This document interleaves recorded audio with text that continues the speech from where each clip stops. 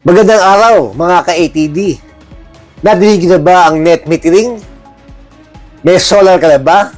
O nagbabalak magpakabit?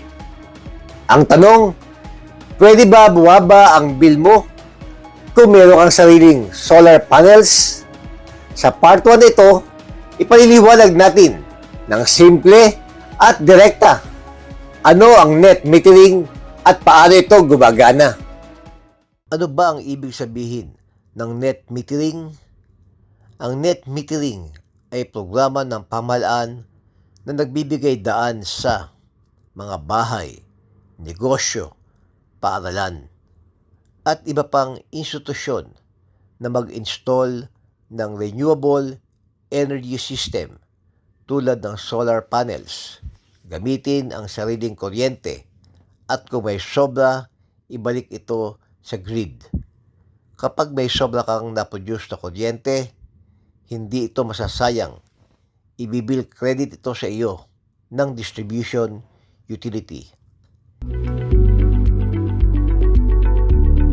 Ang net meter ay isa ring mahalagang solar tool na nakatutulong upang lalong mas mapababa ang bill ng inyong kuryente at nang mas madaling ma-achieve ang zero bill.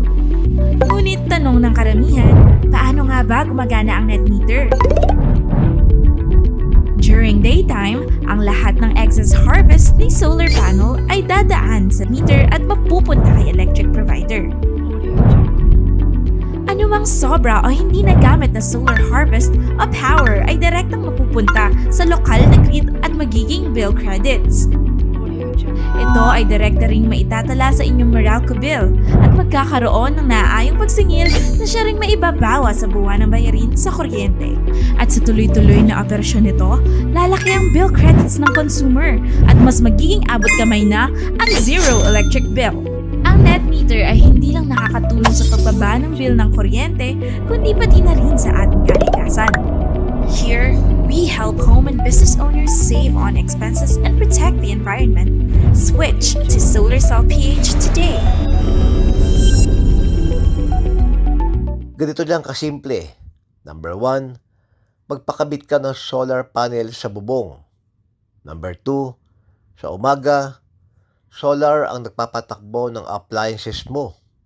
Kapag sobra ang solar production, napupunta ito sa grid. Number 3, sa gabi, kumukuha ka ng kuryente mula sa grid.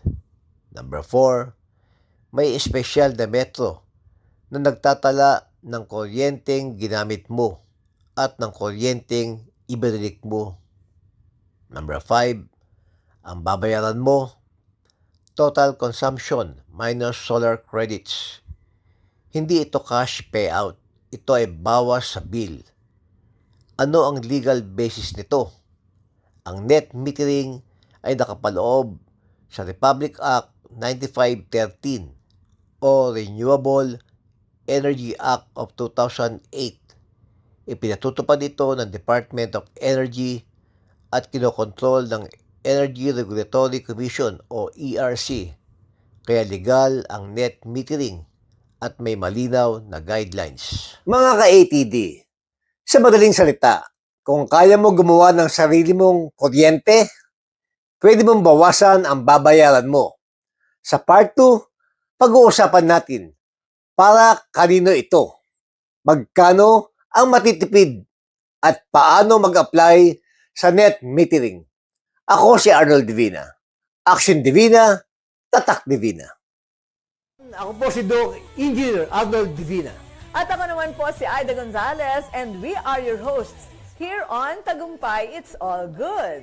Dito sa channel ito, we bring you real stories, inspiring journeys, and good vibes na siguradong magpapalakas ng inyong umaga. Kaya naman, don't miss out. Follow and like us on Facebook. And don't forget to subscribe to our YouTube channel. Just search Tagumpay It's All Good. At syempre, share nyo na rin sa inyong pamilya, barkada at kapitbahay. Let's spread good news, good vibes, and God's goodness. Dahil sa Tagumpay, it's all good!